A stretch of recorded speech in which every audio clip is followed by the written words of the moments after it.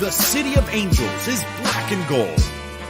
You are listening to the Heart of LAFC podcast. And now, Joseph Zacher.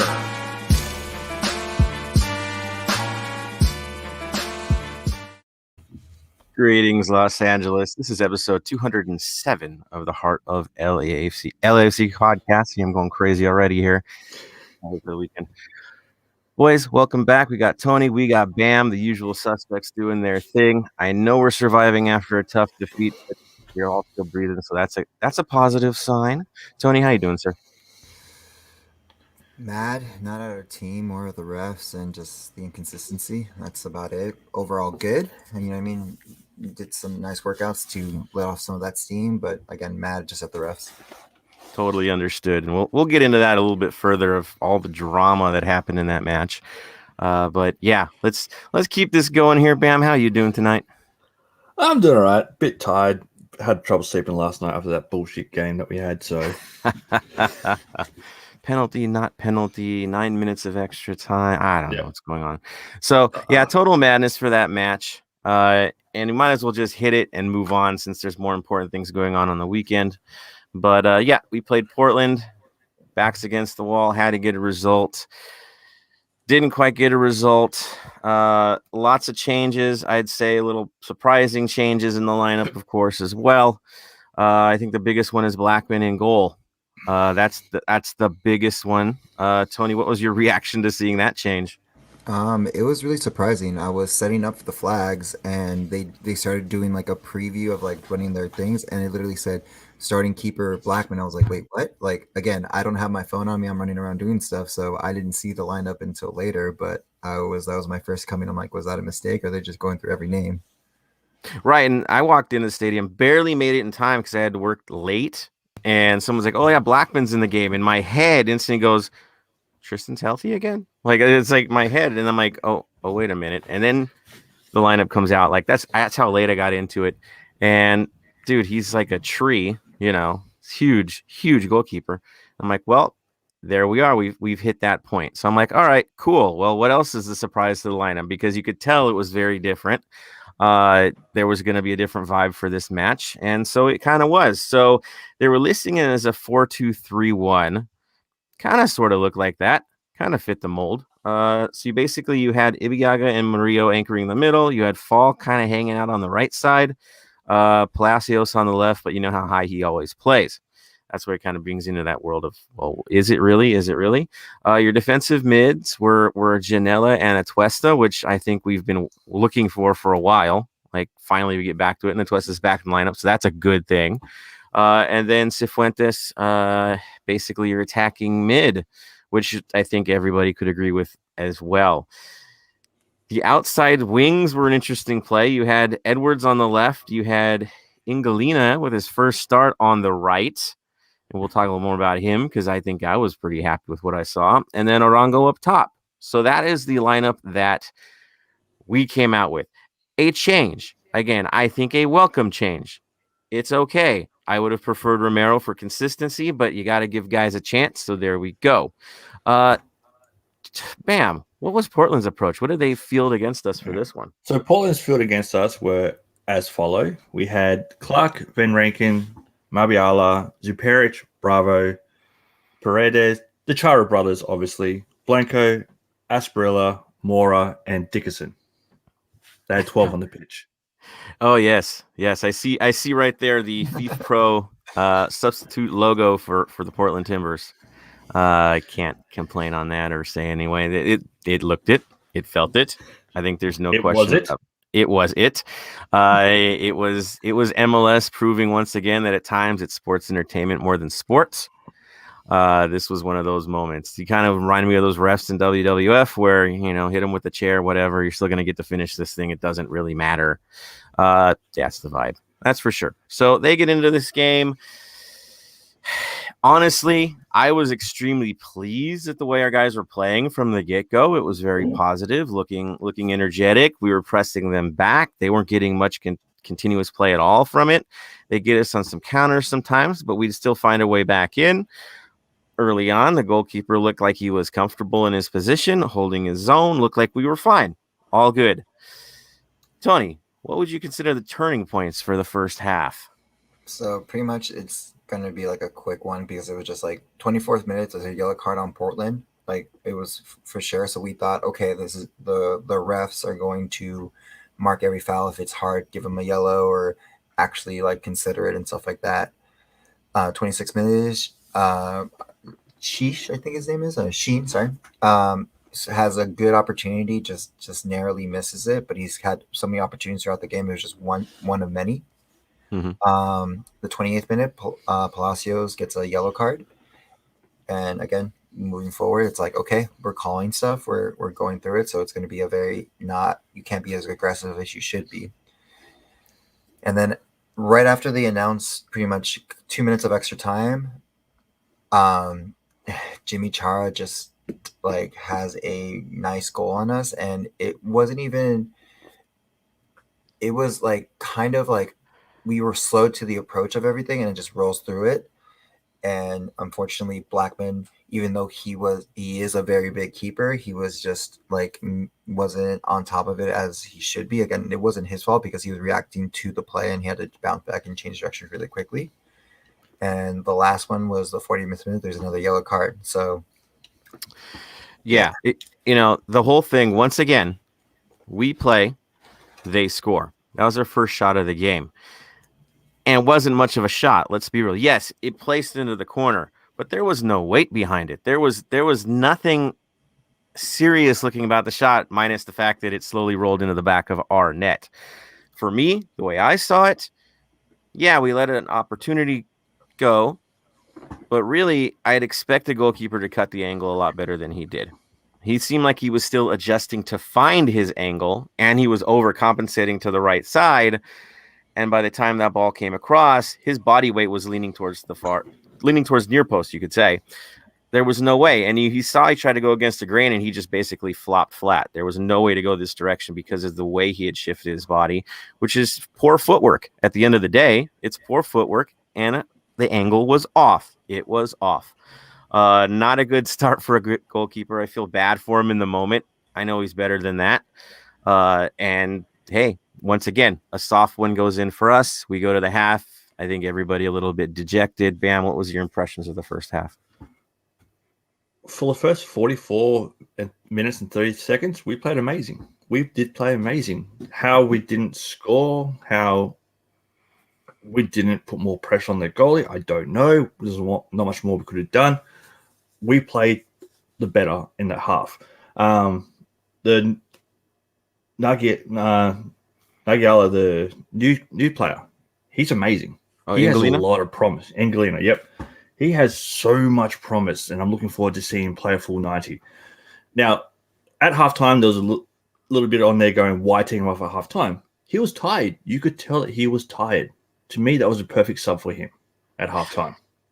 He had put in such a good amount of work in that first half. I'm not surprised that he was gassed because he was everywhere. Getting into it, getting hammered on plays. They were beating the crap out of him. And so he was taking it. The thing is, he didn't just roll around. He was taking the hits, and he just kept getting up and fighting for it. One of the hardest workers in the first half, without a doubt. I was a little surprised he came off. I thought maybe, a young kid will recover, be ready for it. But the changes happened, the changes happened. So going into the second half, big changes. So we basically had Farfan come in. We had Kim come in. We had Musovski come in. A triple switch. You're like, really? A triple switch? Yeah. And so who came out? Basically, it's strange. Palacios comes out. That I agree with. He was on yellow. I agree with that. Ibiaga comes out. Okay, that's just, I don't know. I'm not big on that. And then Angelina. So things switch up, of course, when you do that. And, I've always said with Palacios, the last few months, I've always seen him as more of a liability than anything else. I mean, really, he does bounce forward, but defensively, it's still kind of out there. So we make the changes. I mean, honestly, the way I've seen Kim as well is he hasn't really held his side that well defensively either. Musovski, on the other hand, we all know he tends to be good as a super sub anyways. Early to make him a sub, but he was in the game. I guess Bob saw experience and maybe he wanted the ball held up a little bit more up top rather than just run and gun, which Musovski can do that. He can change speeds. He can slow things down. He can distribute if necessary. So maybe that's what he saw there. I think Farfan is simply a defensive choice.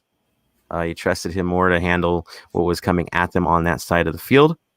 So that was the change. Tony, give us the rundown for the second half. So the second half, it goes in like 56 minutes. Moose has a nice banger goal.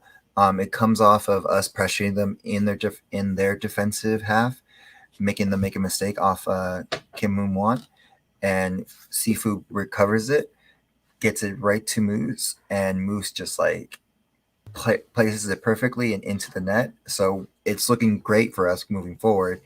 Unfortunately, 59th minute, Murillo makes a huge mistake and overruns the play and lets the Portland defender just pretty much beat him off the line, beat him all the way. He has to try to grab him. He shoots. Lucky and unlucky is the best way to say this, because luckily it hits the post. Unluckily, it goes straight into I don't even know one of the Portland players' names at the moment. I don't even remember, and he just kind of just pretty much bounces it back in for another goal. Yeah, that was Espria. Yeah, thank you. Yeah, Espria. So. Yeah, the Moose goal. I'll stick with the positive points first. The Moose goal was ideal. He made the proper run. He held where he needed to hold.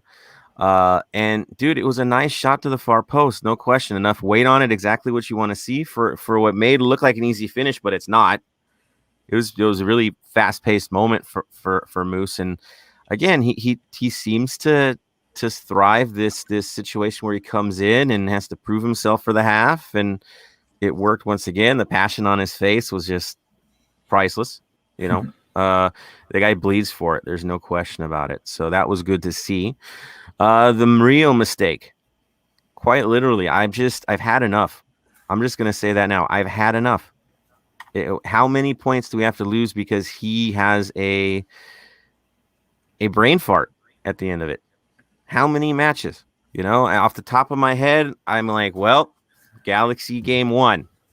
He owns that, right? I think he's had one against Seattle. Definitely, I think Kansas City. You name it. It's just too many to count for me at this point. It's just, why does this keep happening?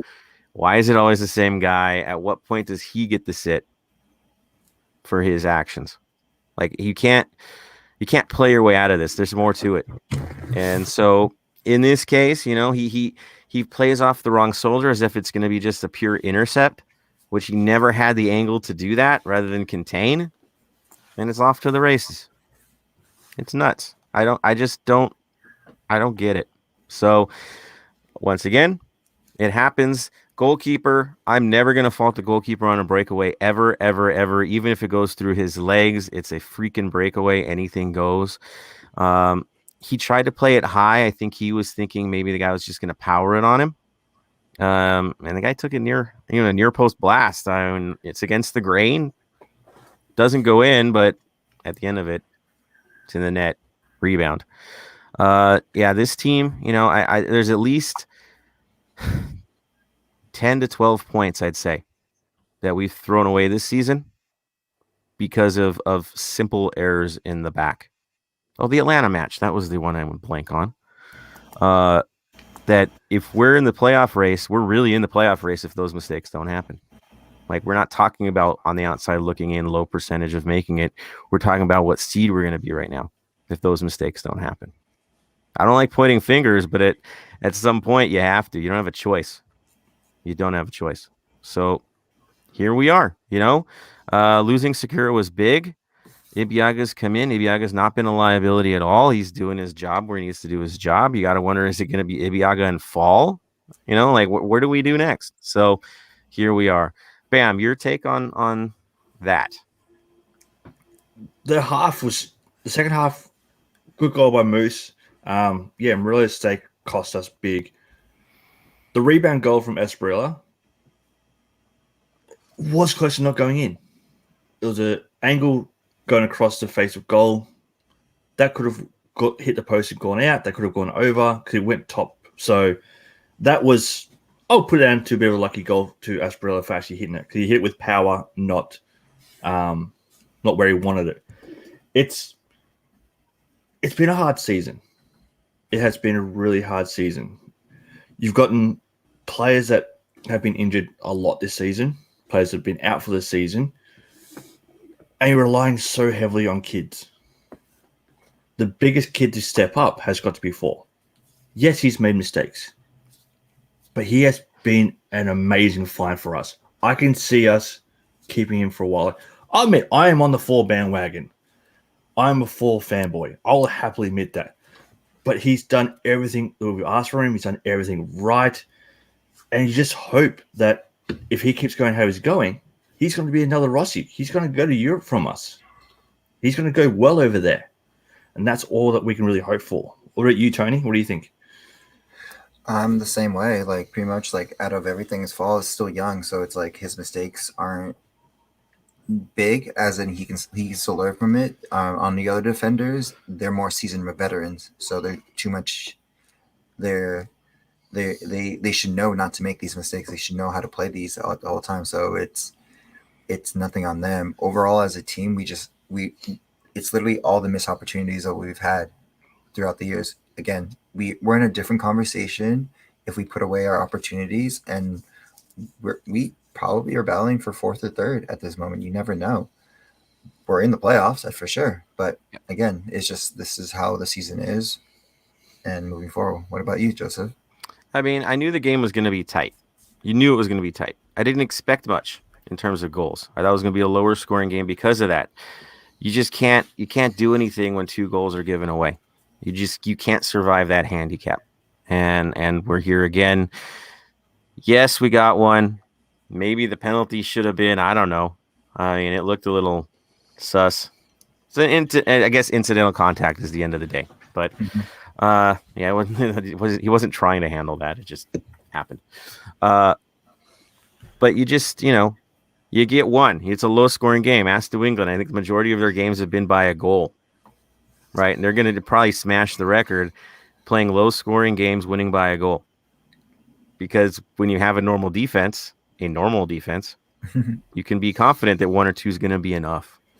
It's going to be enough. It should be enough. This is football, but we're not there. It's not the reality of where we're at right now. And it's hard to see because I think we've had a lot of love for Murillo's play last year. Things were good, but this year he's off. And we don't have somebody to give him the relief required. We haven't made the moves to make that happen. We're relying on a last-minute pick from New York and a kid out of Vegas, right? So here we are. We didn't make our investments. We didn't make the proper moves, and now we're in this moment. So, I mean, that's where I'm at. It's just like we don't have any way to cover for our mistakes. We haven't adjusted for it. We haven't held certain players accountable for repeated mistakes. And so basically now we're the 2 tragic gaff a game team. No matter how beautiful you play, you're gonna fall. Yeah. Like, but the biggest thing is football. Yeah, the biggest thing is you got players that are making little mistakes every game. Who can you replace them with? Who they'll normally get replaced with are out injured. So it's like, well, that's all we can do. Go, okay, try not to make a next game. Make another little mistake. Not back healthy yet. Don't make it next game. Oh, there's another little mistake. It's a vicious circle when you have so many injuries. Yeah, we're light. We're light. So, you can put your hands up or demand better. I mean, what are you going to do? So we're here. It's not like Murillo's a kid. No. He's got experience at the top rank. If Fall does this, we go, well, yeah, And then you look on the outside. Palacios is a national player. Is he playing like one for us? Not at the moment. It's just tough. The back line is the Achilles heel, and we're here now. So now we got to play Carson on the weekend with this team that we honestly don't trust anything going on when it's in the back. You don't know what's going to happen next. Even in an innocuous play, you don't know what's going to happen next. And so you're on your edge of the seat hoping you survive somehow, or the team gets 3. So, hey, we can afford the 2 mess ups. and we go forward. So that's where my head's at right now. It's not a happy mood to be in, not at all. But that's our reality. I'm going to throw this one out to our faithful here because I know they've got plenty to say after this one. Welcome to the show, Kevin Hernandez Rosales. Love it, man. Marvin Chavez threw it up there. Blackman wasn't very convincing. Was it just me, or did he look slow? He looked slow. He looked like his distribution of weight didn't seem quite right there. Just angling things a little off. Tense, I guess you could say. For sure. It gives me pause and tells me that, yeah, Romero's the choice going forward. That's what I get from it. Let's see. Kevin Hernandez Razes years with Marvin. Alan Hernandez saw Blackman warming up, didn't look in form. You start to wonder, right? Marvin Chavez, Maria has become such a big liability every game for quite a while now. And the scary part is we're looking for Murillo to be the guy back there, the one that leads it back there. Yeah, tough going for sure. Marvin, where do you have Moon and Farfan to worry about? Now it's Murillo and Fall. Big mistakes. Fall's made one. Yeah. He didn't make mistakes this match. He made the one terrible one against San Jose. And you got to wonder, in their heads, was it a communication breakdown where Murillo was supposed to be the guy hanging back and he didn't? There's something there, right? Why would he do that header? So, bigger picture stuff, right? Communication's not there either. We have no CB depth to take Murillo out. Harvey is too old to be starting CB. He's good for 45. Yep. Something. I could even see him as a left back at times to shut things down for 45. 90 is going to be hard for him, but 45, he can give you a good 45. The man's in shape. He can do it. I can see him. We're up 2-1, 10 minutes to go. Chuck him in as a fifth in the back. We're there, right? We're there. Yep. Simplify the game. Get through this. Yep. We got Gian Mata coming on. Welcome to the show. Says we need experience. Why don't we use Harvey? Like, there it is. He can give us a good half. There it is. Good stuff, man. Good stuff. Yeah, it's not like Harvey's a liability. His greatest, so everybody made all kinds of noise about him because he didn't pull up high enough and get into the offense enough. That was the greatest complaint, was that, oh, well, he's just not generating offense. Who cares? Seriously. If that's what you're letting in the back, who cares about his offensive output? Hold the game down. When everyone's complaining about he's not putting up offense, we didn't need more offense. We had it Our already. offense was doing well. We had the best offense in the league that year, and he's getting stick over that. Like, yeah. Team Bonilla jumps on. We have to hesitate less and take shots. Dude, yeah, I would agree with that. There was one where Edwards was like right there, and I'm like, just hit it. And he's like looking for the perfect play, and he puts it back in the middle, and it doesn't do anything. And I can't help but feel like, man, he is so locked into the system that the system over logic at this point. Like, I have to do this. This is what they want me to do. I have to do it. Yeah. I have to do it. And so he didn't even think. He just reacted like a machine. And what happened, like lost play. And I just couldn't help but feel like if he had done that, he'd be getting so much love today. Poor guy. He works so hard for us, but it doesn't pay off for him. It's tough. Jonathan jumps on. Hey, here we go with the hard reality from the one and only Jonathan Reimer. LAFC need 4 wins and 3 ties, or 5 wins and 1 tie in the final 7 to make the playoffs. Math. And we're going to talk about that in a few seconds. I got the probabilities out there. I'm going to get stupid boring with all of you for the sake of everyone. Public service, right? Yeah, because it's a tough ask, a very tough ask. And Jonathan, you definitely have the magic numbers in front of you here. We can't lose anymore. We can't afford it. And we're playing teams that have all gotten results against us going out of this. So tough stuff. Marvin, Jonathan Reimer, along with hoping the teams above us do worse. So hard reality check. The teams above us did good. They both got victories, one against Carson. If you're chasing RSL and they get 3 points and you do what you just did, yeah, you threw dirt on your own grave pretty much. And then Minnesota got their result too. So right now we're chasing for that 7th spot. That's what we're doing. I think Vancouver's now above us now too. So, Yep. Oh, and I think Just San Jose's equaled. Yeah. Yep. Yeah. Just having a look at our last games. We have one team that's below us and one team that's equal to us. All the rest of them are above us. Hard choices, hard results. You don't have any options anymore. Now it's the playoffs. It was the playoffs against Portland. It was the playoffs against San Jose, and we got nothing for it. So here we are. Tough reality. So, bam. On that tidbit of loveliness, I'm passing it over to you for some club news, sir. Nothing's come out in the last couple of days other than what we talked about the last episode, where it was the field being opening, the new signing, and that's really about it. Other than that, I'll jump into the Rossi recap just quickly. He played this morning against Olympiacos in the Europa League game. Unfortunately, it was a 3-0 loss to Fenerbahce. He did play for 70 minutes, played a full 70 minutes, which is quite good. And going by this rating on Foot Mob, they gave him a 6.3 rating. So it's okay, but Olympiacos are a good side. His next game will be 7 a.m. Sunday morning for you guys against Carson at home. Okay. So hopefully he'll get another 90 there. Maybe another goal will be good. Yeah, it looks like he's trusted. That's for sure. Getting plenty of minutes.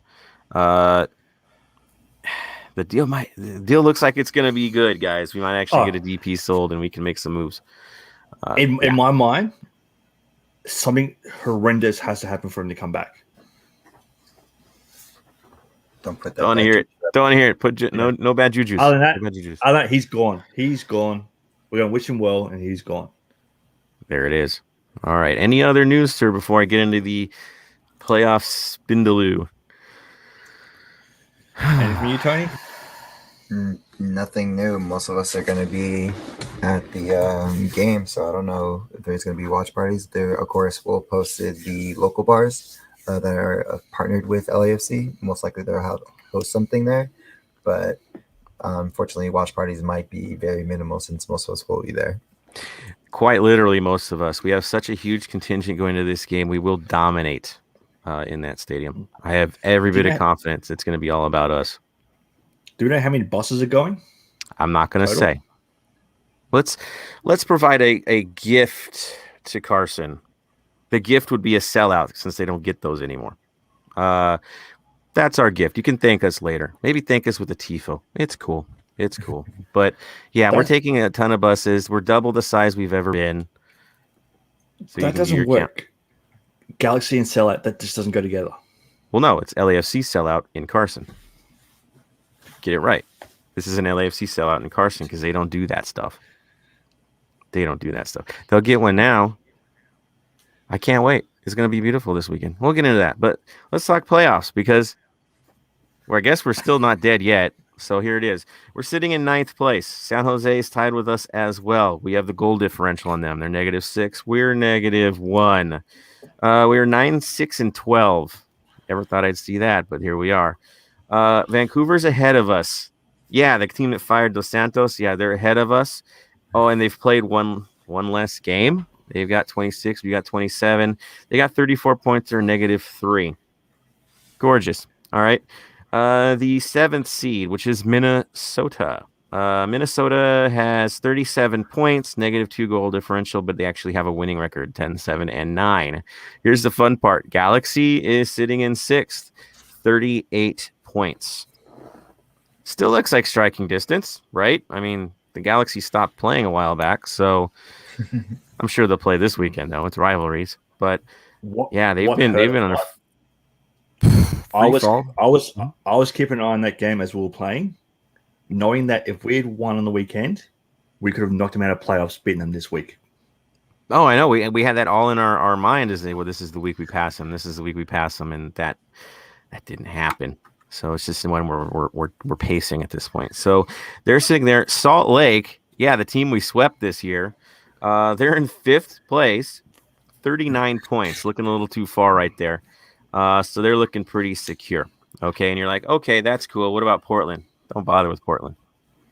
They're fourth. You're not catching them. It's done. So let's get into the playoff picture mix. So looking right now, according to playoffstatus.com, LAFC has an 81% chance of not making the playoffs, about a 10% chance. Am I reading that right? 10% chance of getting into the 7th seed, 6% chance of getting to 5th seed, 81 chance of nothing. Okay. You look at the other thing you have to look at also is with that situation, the playoffs are no longer in our hands. We could win out and still not make it. Boom. Okay. That's where we're at. We have to have results go our way already.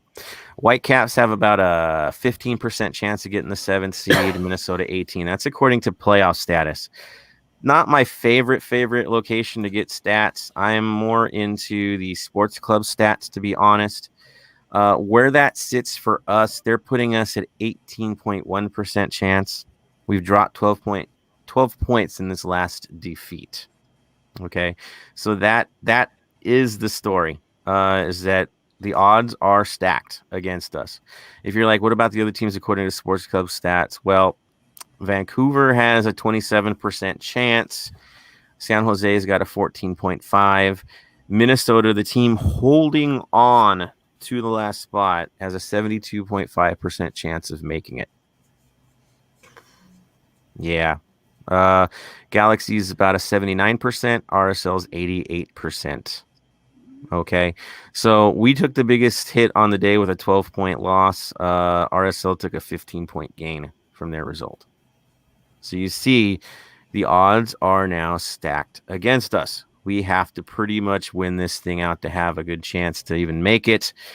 You saw Jonathan's statements. He says that because he knows the strength of schedule for the other sides and knows how the results are going to play out. So things could work our way, but it all starts on Sunday, right? You don't get the result on Sunday, it doesn't happen. All right. So before we get into Carson match, do you guys have any comments on that? Bam, what's your take on the playoff situation? I don't like it not being in our hands. Yeah. You know, as someone's already mentioned there, we've got to win 5 games. Out of 8. We've got to win those 5 games.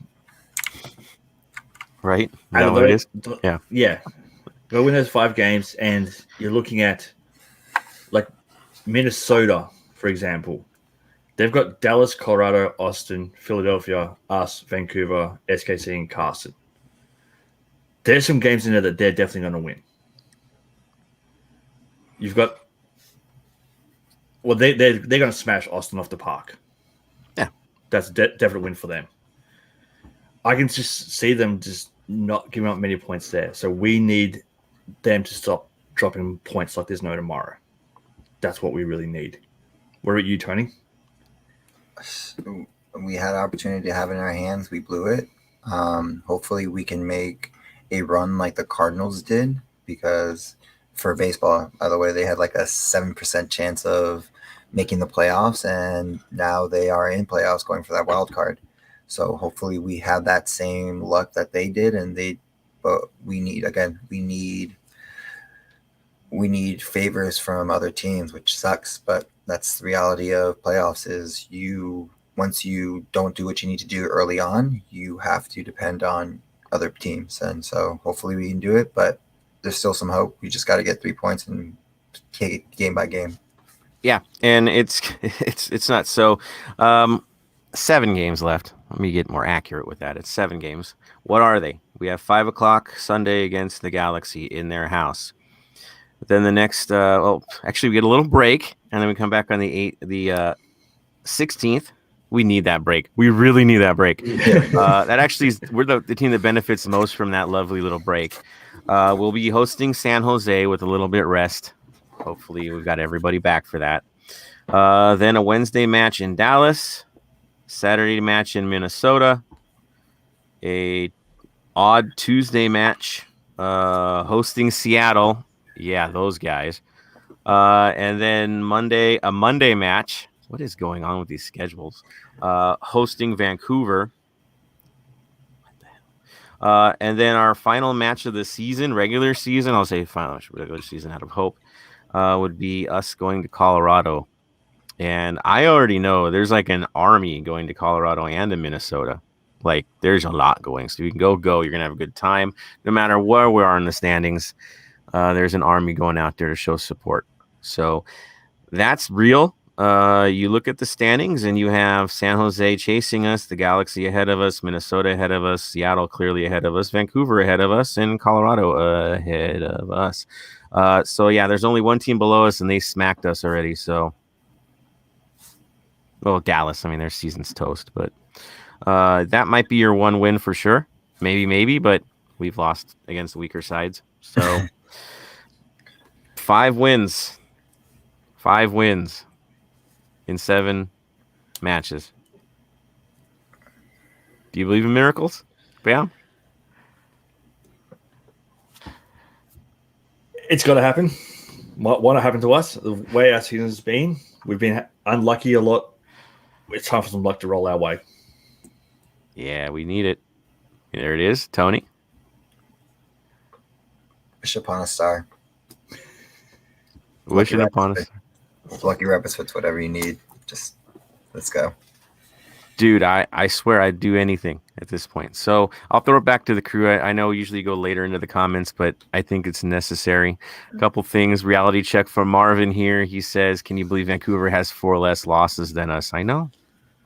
It's wild. Jonathan says, blackout in the park. We are coming. And yes, wear your black. Wear your black.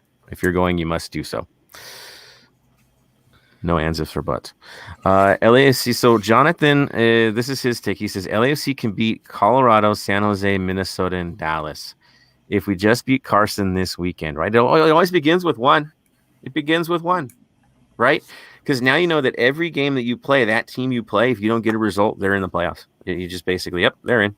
You start eliminating teams at that point. That's the reality of where we're at. So you're right, dude. Carson is it. We are playing for our lives, and we have to get a result in the place we've never gotten a win in. So we'd have to make history even to get into the race. I'm not saying it's impossible. I'm just saying if you can be there, please be there. Give everything you possibly have as if this was the last game of the season. Look, we've ended 2 of their seasons already. We've wrecked it. We wrecked them in Orlando in the tournament. We've taken them out of the playoffs before. We've wrecked it. They want revenge. You guarantee that. So it's our job to go out there and take care of business. We'll make a deal. We'll handle it in the stands. Players need to handle it on the field. Simple. Simple as that. Alan jumps on. He says, Alan Hernandez, beating Carson can get us just the right mindset and momentum to close the season. You gotta have something to hang on. That's for sure. Marvin, I don't know if we can beat Colorado. It's tripping me out seeing Beta Shore and Mac doing what they're doing. Yeah, I know. It's good for them, honestly. Honestly, good for them. We are the ones that sent them packing. No other way around it. Marvin Chavez, San Jose has our number this season. They finally do. It's now a real rivalry. Right? Now it's real. And they're getting all the revenge they can because we put some pain down on that team for a couple seasons here. Mm-hmm. They owe us a good punch in the arm. There's no doubt about that. We've embarrassed them. We've embarrassed their supporters. We've done it all. So yeah, they definitely want to give it back to us. Gian Mata, after we beat SKC, we went on a 3-game win streak. I know, it looked good. It looked like we had something going there. And I'll be realistic about it. If our guys would have just played basic, we would have had a lot more. It's giveaways. It's always the giveaways. So, and injuries. That doesn't help either. Let's be honest. A lot of guys missing for a lot of these games. Alan jumps on. Football is about having faith. Support is about having faith. It is all about having faith. The odds are long. None of us are feeling good about this situation. But at the end of the day, those that can be there, they're going to sing their hearts out. We're going to support our team to the absolute end, to the death, even beyond it. This is our side. This is who we fight for. We don't turn on them. We don't give up on them. We call out things we don't like, but we don't turn on them, especially on game day. Doesn't happen. They need your support more than anything else. So I guess this brings us into the Brian. What a way to transition, but the B&G Vinyl Club Minute, because I think Bam has a song that's more appropriate to the situation we're in, and then we'll lead into Carson. No, we're going to say that one for after what happens this game. This one I've decided to change up. I'm going with a band that's been around for 20 years, and over the last week announced that they are breaking up. Oh. They're an Australian band. I'm going with their original album, which is the Cat Empire, self-titled album, The Cat Empire. Dun, dun, dun. A couple of the songs off the album are How to Explain. How to Explain the Season. It's hard to say. Also got one of the songs, 145, which I think would be a great lineup for us. 1 at the front, 4 in the middle, 5 in the back. Here we go. And then you got songs like Hello, The Chariot, The Lost Song. These are some... When this song first dropped, they came out of nowhere. They were an amazing band that came out of nowhere. They announced that all but two of the band members are leaving, so they're going to probably go and do their own things for a little bit. So after 20 years, they're finally going to quit, so I think it's perfect to bring them up on this show. They're nice. Good stuff, man. Go check them out. Out of respect, that's for certain. And they aren't dead quite yet. It's going to happen, but they're not dead yet. So there it is. Just like us, not dead yet. Lazarus, people. That's what we're looking for. All right, so moving on. We've got the match of matches, our rivalry. So much to say, so much hate. We know this, but their season hasn't been all that great either. It's a little better than ours, but the reality is it's starting to turn. So, Tony, give us a recap. What's going on for them right now? So at the moment, they are 11, 5, and 11. So again, they started off really hot before we faced them. They were on the roll, you know what I mean? People saying, Carson saying what they're like, we're back, blah, blah, blah. But since the last time we faced them, which was the beginning of the end of last month, and we haven't seen them since this whole month, they've been 0, 2, and 3. They haven't won one since we faced them. And pretty much they've been doing horribly. I'll push this to Bam so they can explain. They surprised lost to.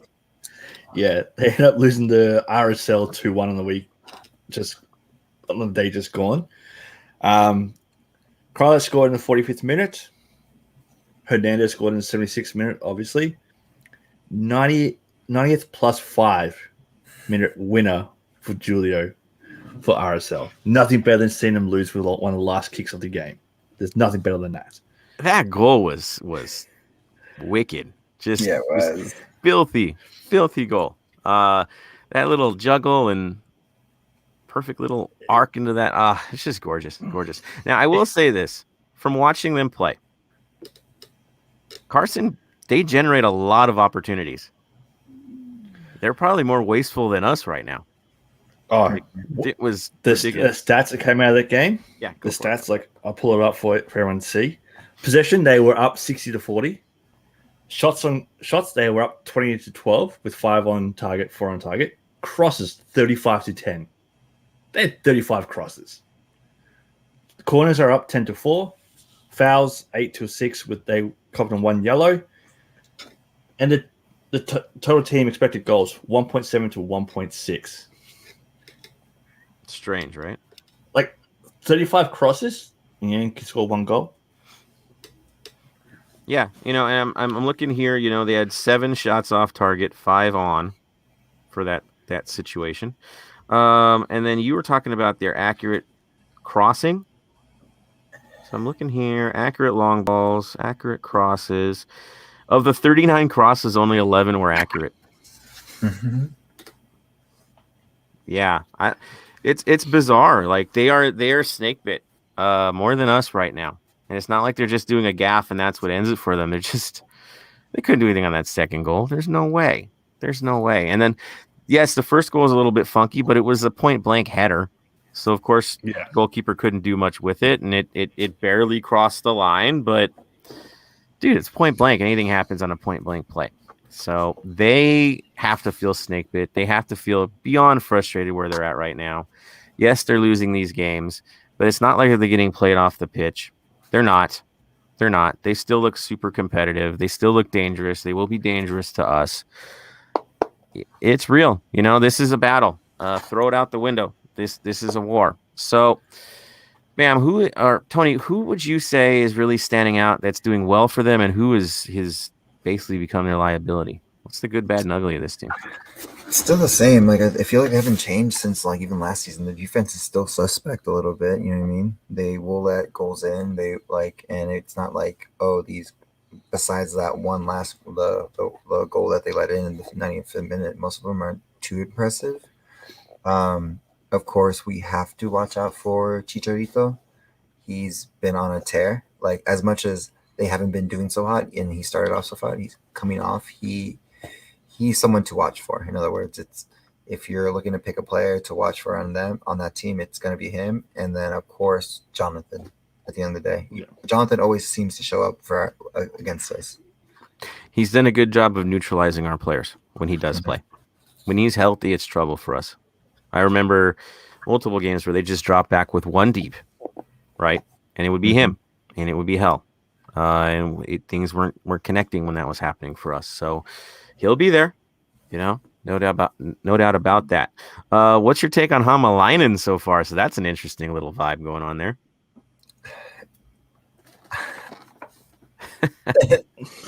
No words. In other words, is the best way to say it. It's just not the greatest to me, but Tony, who do you think's having a rougher time of it right now, Hamalainen or Palacios? Well, to be Hamalainen. Yeah, it's bad. Yeah. It's not working that great for sure. No, I think he might be regretting the move. That's for sure. He's had an own goal already. It's interesting. That's for sure. He gets caught out too, but that's good for us because if Carlitos coming back, guess who's getting isolated with him? Just saying, it's okay. We know what that guy does. So that being said, who's going back with out? Go back with how Tony was saying that we've got to be careful of Chicharito. Mm-hmm. I'll be interested to see how many minutes he plays for them this week. He played 88 minutes yesterday, then got subbed off.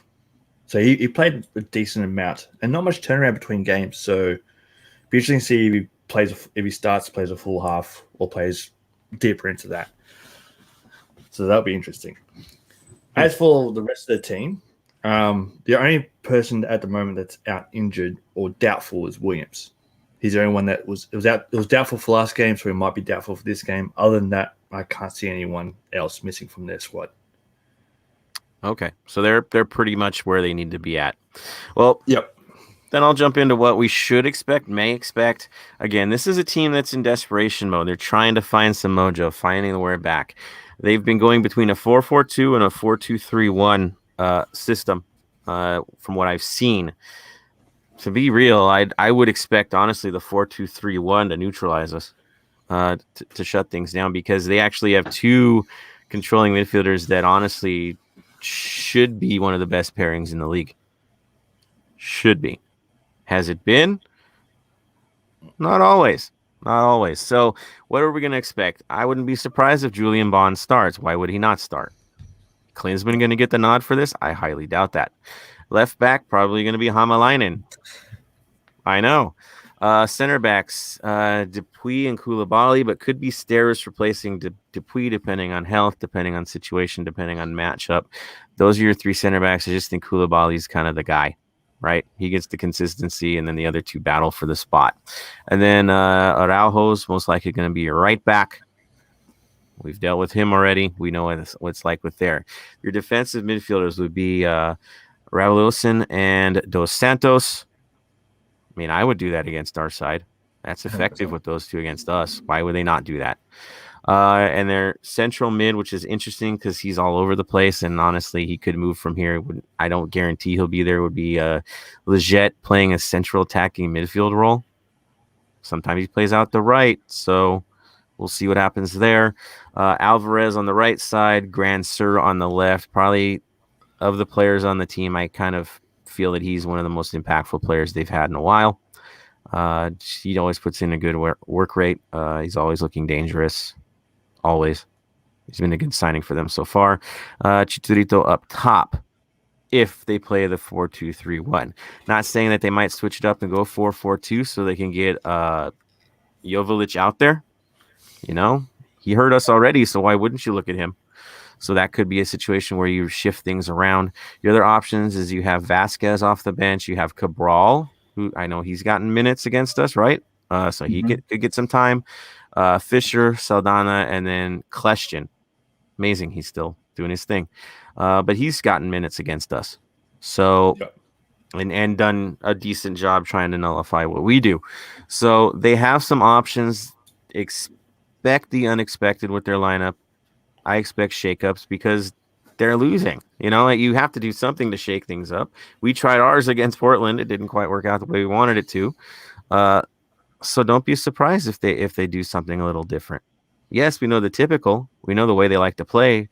We know what Hernandez does. His job is to be the poacher, the finisher. Is he going to run through three guys and score a goal? No, it's not his vibe. It's if he gets service, he'll burn you. He's been not as efficient as he'd like to be. Let's be real. If you watch the Salt Lake game, there were some others. He should have had more than one in that game.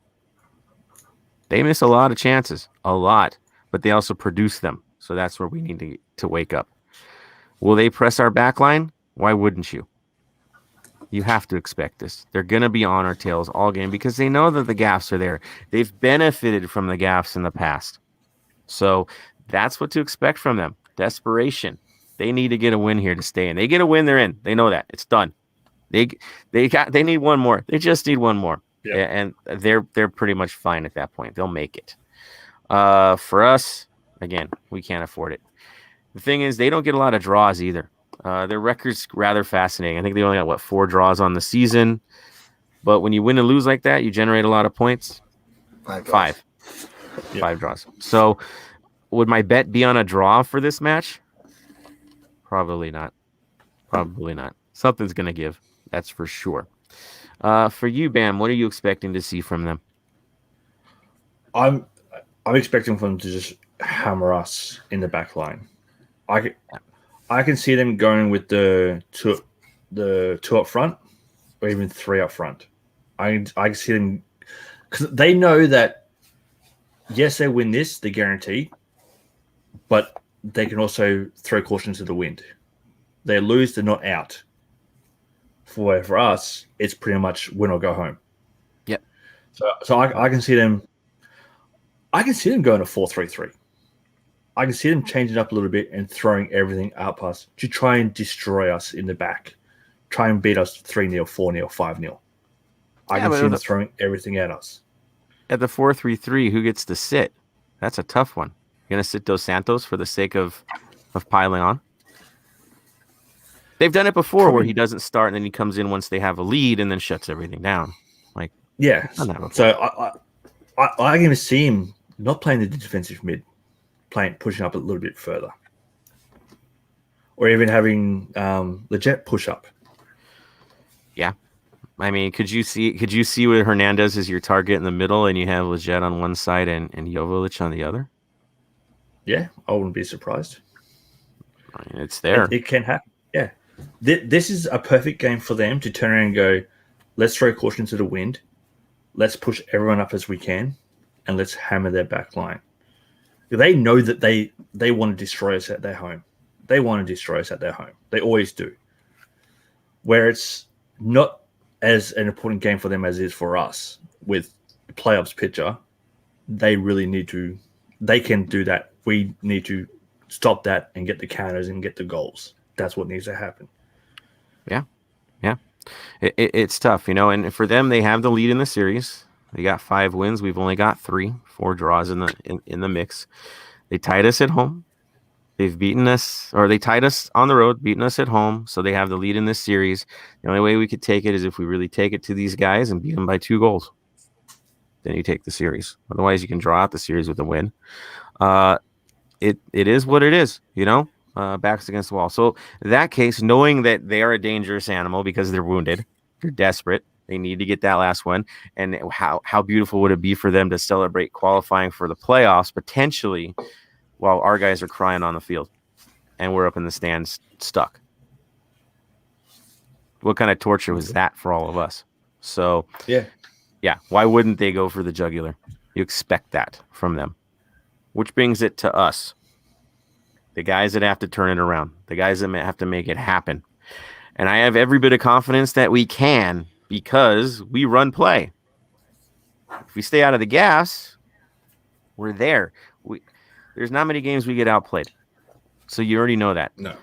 The story is that guys are looking like they're probably going to be getting healthy. Bam, is anyone that we know for sure is not coming back? For us, obviously besides Segura and Copo Junior. So a couple that aren't coming back, but we should hopefully see Vela. Everything's been saying that he'll be back. The suggestion, it could be for marketing purposes, of course.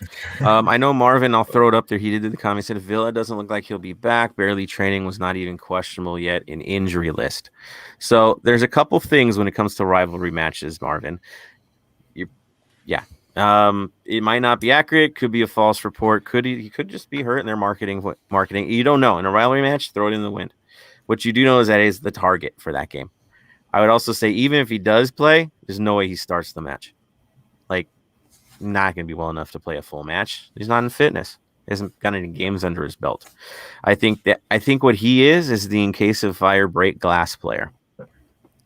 If we're desperate, it's a few minutes to go, our season's on the line, and he could put in even 10 minutes. You find a way if he even dresses for the match. And like Marvin's suggesting, it's sounding like it might not be, even though the conversation was, we're pushing for that game. So we'll see what happens. With that being said, and knowing that he's definitely a maybe, where do you line this thing up, Bam? What are we going to do to counter them? For me, I can see Romero going back into goal.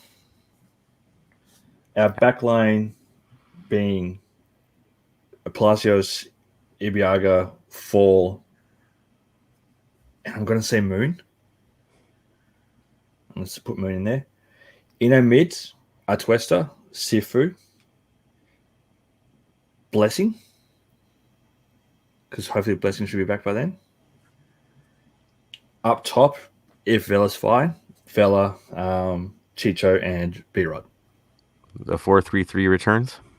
4-3-3 returns. Yeah, I would like to see that. I don't know what reality we hit that on. There's so much questionable stuff going on. Like, is B-Rod healthy enough to get a start? I think he is. I think they rested him, right? Yeah. I think he's ready. Blessing healthy enough to get started. I don't think he is. He hasn't been the same Blessing. He hasn't. If Blessing's not fine, I'd love to see Engala, the new kid, play in this match. Yeah, in this match, he showed a lot of promise that first half. Part of me feels that maybe this interesting lineup we did against Portland is a precursor to how we're preparing to handle them, to load up the midfield a little bit, right? But you'd have to rely on certain players like Murillo to step up. I mean, do you think Bob would have it in him to not play Murillo at this point? I hope so. I hope it's more, you made a massive mistake. You're going to start on the bench. Right. Do you think that's going to be the story? Probably not. Because, let's be honest. This is, as everyone says, the Bob out game. He loses, we don't qualify. Then we have to do the series. Bob's got to leave. We win, he keeps his role going for another week or so. Yeah, exactly. It is what it is. If we get eliminated from the playoffs with the lineup that we have, with the talent that we have, third highest paid team in the league, there's no more conversation. We know this thing is over, right? There's going to be massive changes. There has to be. You won't accept it any other way. So you go into this match. You're Bob. We know Bob. Honestly, I think he's one of those guys that's going to be like, I know what I'm comfortable with, and if I'm going to go out, it's what I have control of, right? Not a maybe, it's a sure thing. So he's going to put in his sure thing lineup. And what does he think his sure thing lineup is? 5 back. I think we go 5 back again. Back to the 5-3-2. I think he's okay with that because he really believes in the wing backs and feels that's how you neutralize a team that's superior. So Kim on the right, Palacios on the left. Ibiaga, Fall, Murillo. Here we go again. Who's our 3 in the midfield? Honestly, I would prefer to have Atuesta, Janela, and Cifuentes. And up top, Bryant and Arango. Will that be the lineup? I'm not so sure. Maybe Duke gets something out of this. I don't know. That's what I would think it would be. Tony, where would you set things up, or where do you think things are going to play out? I pretty much agree with all you. I think the one I kind of like, I would put in, I say Duke, to be honest. Rather than Janela? Yeah, 100%. Janela hasn't really produced. Like, he hasn't shown he should be getting the start over Duke at all. Like, even if you want to start Janela, then take out Blessing and use him as a super sub for energy later on in the game, because we're going to need a lot of energy, especially in this rivalry game. But everything else I agree with.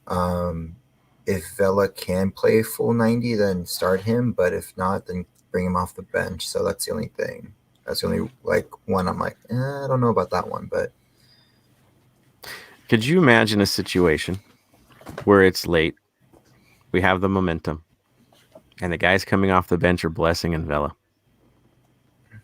That'd be perfect, to be honest. Like, anybody in the league would as much as Vela hasn't been producing as Vela should have in the last couple years, you take that off. It's what Portland does. You know what I mean? With Valeri. How effective was Valeri in this game when that injury happened? Very. He immediately went out there, and I'm watching him, and he's organizing the entire back line as if he's another coach. Instantly goes in there, is like, you here, you there, you get this done, and directing traffic. And you're like, okay, well, there it is. You know, now you have Vela coming in. If he's not healthy, not complete, but he can get you at least 20 good minutes. Well, it's Vela. You're going to not take that option? Yeah. The good thing for us is that we've got a 13-day break after this game. We've got a decent break. I expect everyone out there to leave everything on the pitch. After the 90 minutes, if you can walk off the pitch, you haven't given 100%. Yeah, no, if you're not in it for this one, you don't need to be here. Like, seriously. This is the playoffs. If you can't step up for this, I've got nothing for you. This is LAFC.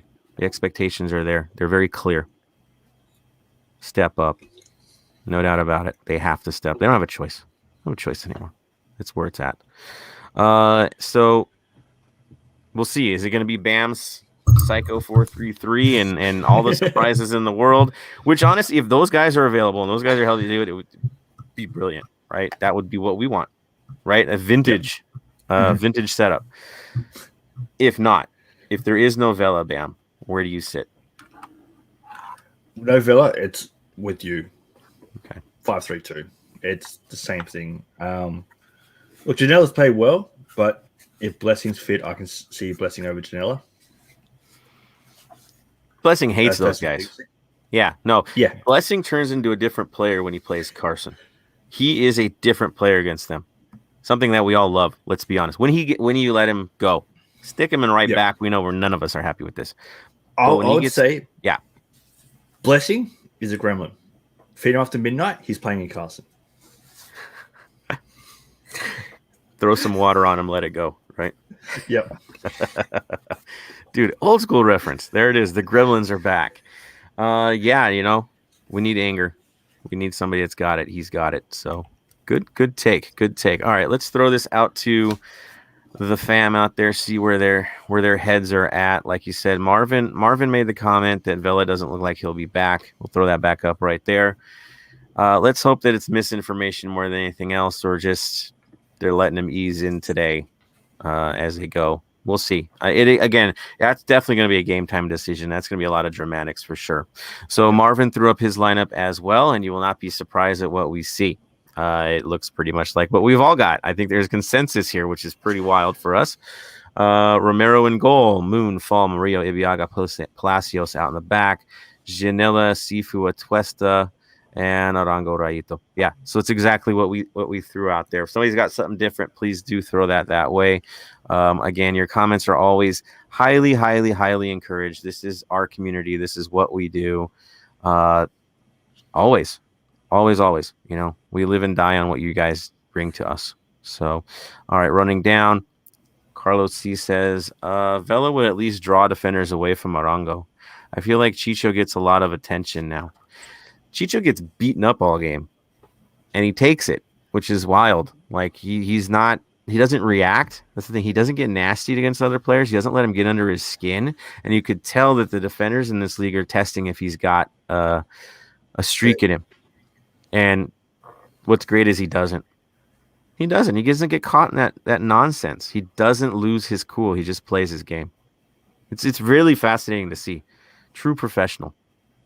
So, yeah, if he gets openings, even with B-Rod out there, he gets more of an opening.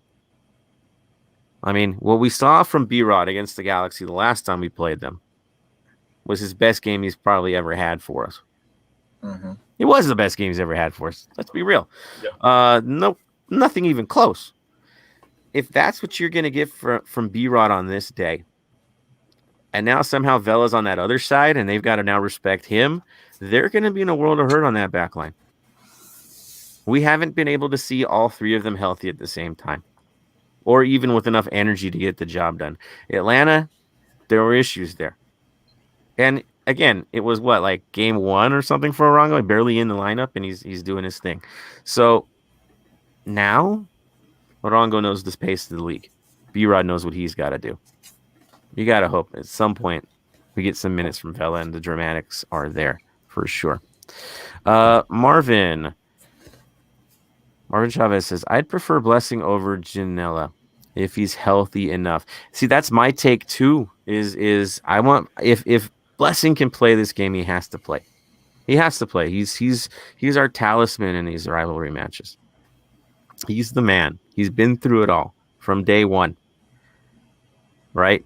He's the spiritual leader of the 3252, you could say. Mm-hmm. I don't think there's any question of that. Everyone's favorite player is Blessing. Who's your favorite player? Blessing. Who's your next favorite player? Well, Blessing. You know, I mean, he is who he is. Then you get the Vela conversations, right? But everyone loves Blessing. Everyone knows why. He leaves everything out there. So if he's good, he's good. I'm with you, Marvin, on that. No doubt. I was just seeing how much pain he looked like he was in against Portland, right? It just seems like there's something there for sure. He bleeds for the club. He does. Pure simple. He bleeds for the club. He's the one where I can see if he gets his wife over here and all that kind of stuff, if the club's looking at signing another big name player, go, hey, Blessing, we need you to take a little pay cut so we can sign this player. Blessing will be like, yep, okay. He's a type of player that will give everything for this club, which you don't see many people do. Yeah, I agree. There's that thing, and you can tell also the locker room mindset and the way players react to him. There's something about him, you know. We need it. We need it, that's for sure. Gian Mata. Ooh, this is a tough one. Do you think that Bob knows that this is his last season? He knows he's on the hot seat for sure. I think he knows he's on the hot seat. He also knows that he's still highly marketable to other teams. So if he leaves us, he's fine. It won't be a problem for him. I think it's, do we know what Bob wants to do next? Even if we get into this and do what we do, is Bob going to continue on next year? There's no conversation. His contract is up. He could be leaving no matter what right now. This could be his swan song. This is his last run with us. We don't know this. Happy, sad, whatever you want to say. The man has done a lot for this club, a ton for this club. We've got a supporter shield. All right. You got to respect what he's done in the past. As much as he drives us crazy at times this year, at the end of the day, he was our first. He was our guy. He's the guy that built what we have, that brought in the players with John. You know how magical year 1 and year 2 were. So now he's here. What's he going to do? If he gets us into the playoffs, I think he's gone no matter what because you leave on a high. Yeah, I don't know. I think it's more of us. Do we know what's going to happen with him next? Marvin throws out. I agree, Carlos. Chicho has like 3 defenders on him constantly. Same with Fall on corners. They know where the talent is. They know where the threats are. Yeah, I agree, Marvin. You know, they need some room. If they do it, we're going to be doing pretty good. Hooligan Ox. All I'm saying is I'm not expecting much, but hoping for a lot more than what we've been getting. Same here, man. They've got to be pissed after the last game. Something's got to give. There's some anger there. It can't only be Raheem showing passion all the time. They got to all be feeling it at this point. That's for sure. Marvin, we need Raito in the Carson game because they're terrified of him.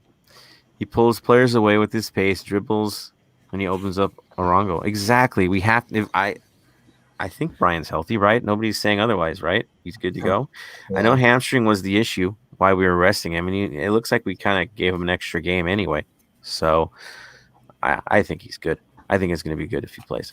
So Jonathan Reimer comes in with a lineup choice, and he's kind of switched it up there. I know. In goal, he's got Jamal. Interesting. Then he's got Palacios, Fall, Murray, Moon. So 4. Okay. Mm-hmm. It's 2-3-1. He's got Fuesta and Sifu. Okay. And then B-Rod, Duke, Vela, Chicho. So Vela's your target or Vela's your attacking? Chicho's your target. Chicho's a target. So Vela's your attacking midfielder then. Mm-hmm. Okay. Well, I could see it if those guys were healthy and we played that system, just switch Romero in my opinion, but you never know, right? Don't let them be comfortable with what we got. That's for sure. Good stuff, Jonathan. Hooligan Ox says, we truly need a blessing. I agree, brother. I agree. We need a blessing. 100%. Carlos C says they need to work on some pick plays for Fall. Portland was making sure they didn't lose sight of him on set pieces. The best pick play is having somebody else that's effective. They can put one in the back of the net like Murillo. Right? You need somebody else to get one in. That's for sure. Marvin Chavez. I've been wanting to see a 4-2-3-1 from LAFC. I wish we can get a destroyer central defensive mid to pair with the Tuesta. Yeah, I mean, Janela did, okay. But yeah, you want somebody mean and angry. I agree. We need somebody with some guts. Dude, if we even had Judson from San Jose next to a Tuesta, how effective would that be? Oh, that would have been nice. Would have been nice. Right? I mean, even him. So, he's a good player. I like what he puts out there because, again, physicality wins the day in MLS, especially in the playoffs. You have to have somebody. Look, you got Chara on Portland beating the crap out of us all game, and nobody can really reply. Do they get away with what they get away with if we have an enforcer? No, they don't. So, yeah, I dig it too, Marvin, and I do think the 4-2-3-1 is probably our best lineup when we get everybody back. I do. Because that also lets B-Rod play farther back on the left, and that's his sweet spot, you could say. So, yeah, I'm down with that. Marvin Chavez, Sifu is closest to that. Right? But we need him more high up. He's more effective higher up, so it's tough. Gian Mata, if we don't make the playoffs, I gladly accept Carson not winning the cup as a consolation prize with a defeat in their house in our goodie bag. Exactly. So, in the world of football, primary target, go for the cup. Secondary target, screw up the team that's your rival. Mm-hmm. That's your two worlds. There's nothing better than that, right? So if I can't have this, I have to beat my rival. Even if I win the cup. if you're not handling your rival, that's the conversation more than anything locally. No, we still got them. And it tears at you. As an LAFC fan, you guys, I know we all feel this. There's pain there. There's anger there because we haven't done what we've needed to do with that team, even when we know we're better. So here we go again. This is it. If we can do this, no matter what happens for the rest of the playoff run, if we get in, get out, doesn't matter. We screwed those guys up, right? So there's something to hang on to for next year. Definitely want to make the playoffs, do both things, get in there and make it happen. But I like the consolation. Yeah, Gian Mata's on point there. Hooliganox, 100%. Yeah, right? If you don't get it, then you get those guys. Let somebody bleed for this season. That's for sure. Let them feel it. Let it out on them. Which I don't put it past us. If we get one early, then we go on these guys. We go to the speed bag, you could say, right? Like, just let it go. Yeah, we'll see. Marvin says, I know we aren't getting far this season. I just want to end higher on the table than the Galaxy. I never want them to be above us. I agree. Ever. I don't want the conversations. I don't want any of that. I want them to be irrelevant. That's what I want. I don't care about a good rivalry. I just want to beat them. Right? I have no love for them. Why do I care what they do? I just want to beat them. I'm with you, Marvin. Good stuff. Bam, any other takes you see there? Or you want to jump in on this? No, that's what I see. No, I agree with everything. Like, with Marvin, yeah, they're down the street. I would rather us win the Battle of LA than the Battle of MLS. Make sure, if we can't win the Battle of MLS, let's make sure we win the Battle of LA. Just show them that they're irrelevant in this city. They can talk about the history. They can talk about this. They can talk about that. They'll be irrelevant. We quite literally have everything else, right? We're the ones selling out the stadiums. We're the ones investing in this city more than anybody else. Like, come on, they're not. We're the guys. The locals love us. The city loves us. We look at downtown every game we play at home. You got everything you want. There's one thing you don't have. The sporting rivalry. On the field, we haven't got the job done. It's the last step. If you can have all that other stuff and then you take the sporting rivalry as well, they're a distant memory. If you don't think they're selling games now, which they're not, just imagine if they're the second fiddle continually. Because right now we are, because we're not getting the job done. That's hard truth. And at the end of the day, you're only good as your last match against your rival. Don't care about the history. It's that one. It's the last one. That's what you hang on. So there's my take on that. So at this point, thank you guys, everybody, for your comments tonight. I know we're kind of in a rare vibe right now because of where we're at and how things have been going. But at the end of the day, and I see it from everyone on here, the love is still here. We're at 10:49 p.m. while we're recording this thing, and y'all are still on there doing your thing, watching us, showing us support, and talking about the club you love. That's the passion. The passion is there. We see it even in defeat. The passion is there. So for you guys, nothing but love. On that note, it is time for our final thoughts. Are we really there, guys? The final thought of the day before we go into a Carson match? Like, wow, we're there. It looks like we are. I think because of the way the season's going, everyone's feeling fairly flat. As we explained last episode. Yes. Yeah. So on that note, they're looking at me like, you're not going to pick me, are you? I got to pick one of you guys. So I'm figuring they got... Oh, Bam's ready. Wow. Go for it, brother. Yeah, I'm jumping. Final thought for today is let's go down to Carson, let's jump on the buses, black out Carson, show them who is LA. Show them why we are LAFC. Show them that there's a reason why we sell out games. There's a reason why players want to come to us. Now, if everyone wants to have a good laugh, the A-League announced a new logo change the other day. It's horrendous. It is absolutely horrendous. If you think that the Chicago Fire rebrand was horrendous, no, this is horrendous. Think the Montreal rebrand was horrendous? No, this is horrendous. It is the worst logo I've ever seen in the world of football. It is absolutely horrendous. So you want to go have a laugh to lift your spirits? Go have a look at that. I am really, really, really shocked that you haven't put this image up. I really am. I'm ashamed. Is it really that bad? You see, Yeah. I'm one of these guys that I don't give them anything. I won't give them clicks. I won't give them any, like, I'm there, like, you're dead to me. Right? I only got to watch you because I got to figure out what you're going to do against us. But outside of that, like, they have this sponsor, this chicken joint. I'm never going there again. They've made their choice. They've made their lot. They're dead to me. That's how I am with this team. So we'll see it when it happens. Let's just hope Vegas can actually play competitively against them at one point. Just a thought. That's the new A-League logo. What is that? Yep. What? It looks like a slash and then like a circle. Like Yep. Wait, that's your league? Yep, that's the Australian A-League new logo they announced. Wait. You have a toilet bowl for a trophy. Yep.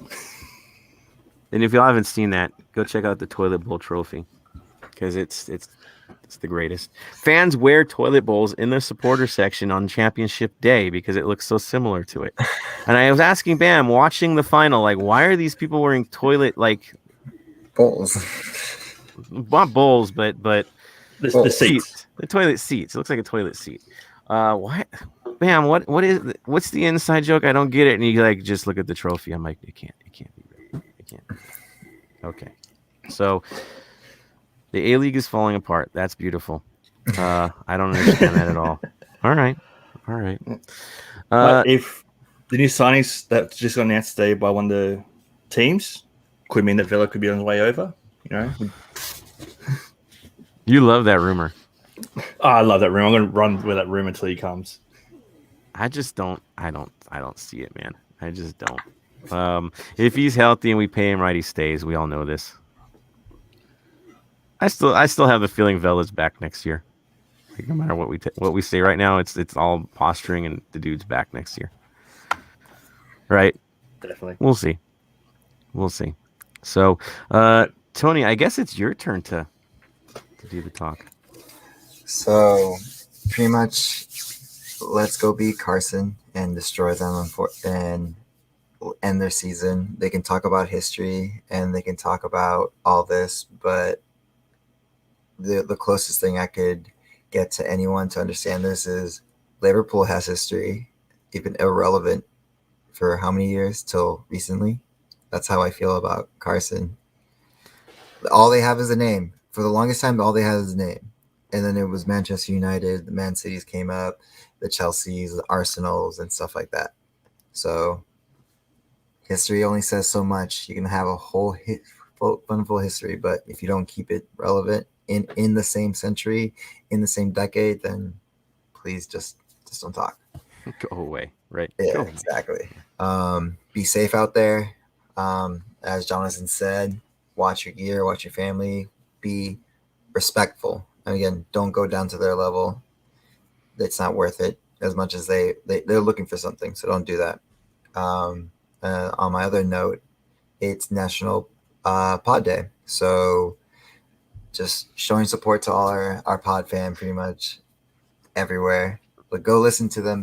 It's a different take on a lot of things, a different way of the way they talk about LAFC and stuff like that. But it's always good to see the different sides of LAFC, of how everyone thinks and stuff like that.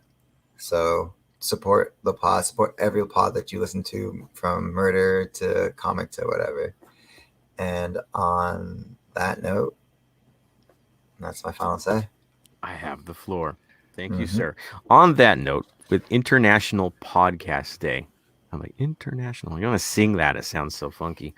I want to give a shout out and our love to Araceli Villanueva, who was the first to bring us up for Podcast Day. Shouting out most of the LAFC podcasts, which was super cool from her to be jumping on and go, hey guys, it's International Podcast Day. So thank you for that. Shout out to Jerry. I saw the throw the drink up from him as well. some love before a rivalry match is always a good thing. But yeah, to all of you guys who put your podcast up, no matter how crazy they get, how wild they get, thank you for being you, showing how diverse our supporter culture is. We don't have to rely on some writer for the LA Times to carry us. Our fans do it for us, right? We do it. It's natural. It's us. It's the fans that make it happen. We got Max. We got Vince. We love you guys. But they're part of the pod fam too. It's the fam. And that's the truth of it. The podcast community is a family at LAFC, just like the supporter section is. It's tight. Why? Because we're a community. This is Los Angeles. This is how we're built. Everyone mixed together, doing what they got to do to survive. But at the end of the day, we are still a strong community. Wins, losses, it's there. So no matter what our rivals say to us, or they claim that they're defending Los Angeles, even though they don't play here, all you got to do is look into the stands. All you got to do is look around the town, and you realize no matter what happens on the day, LA is still black and gold. There's no question. I could sit on that, but I won't. I'm going to keep going. I also wanted to give a shout out to the 3252 and everyone else that's braving it in Carson. Braving it. I know, it's just Carson.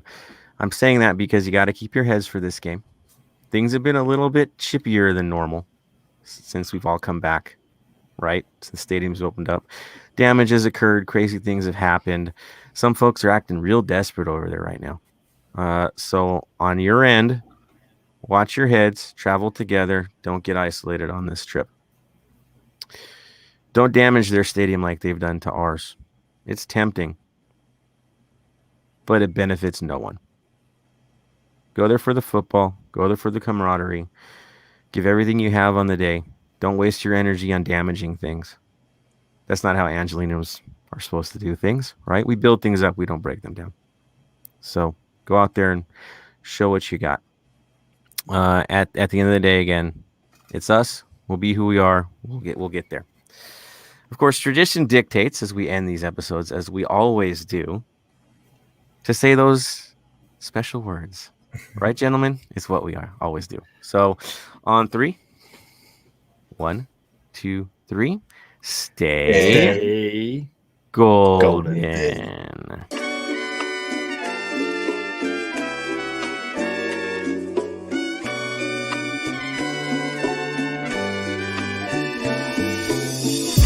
Thank you for listening to the Heart of LAFC. Make sure to leave us a rating and review on iTunes or Stitcher.